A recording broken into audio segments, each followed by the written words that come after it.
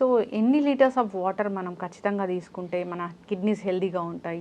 ఇప్పుడు నార్మల్ వేరే ఆరోగ్య సమస్య ఏమీ లేదు అన్నప్పుడు అప్రాక్సిమేట్గా మన టార్గెట్ వచ్చేసి డైలీ ఒక టూ 2 లీటర్స్ యూరిన్ వచ్చేలాగా చూసుకోవాలండి.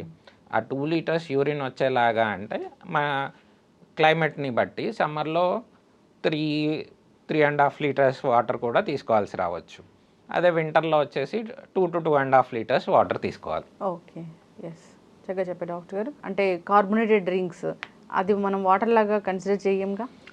కార్బోనేటెడ్ డ్రింక్స్ వాటర్ లాగా అంటే అది ద్రవ పదార్థం అయినా కానీ దాంట్లో ప్రాబ్లం ఏంటి అంటే మోస్ట్ ఆఫ్ ది డ్రింక్స్లో ఫ్రక్టోజ్ ఉంటుందండి.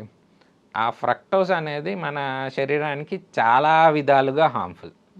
అంటే కిడ్నీ పరంగానే కాదు, వేరే అవయవాల మీద కూడా చాలా ఎఫెక్ట్ చూపిస్తుంది.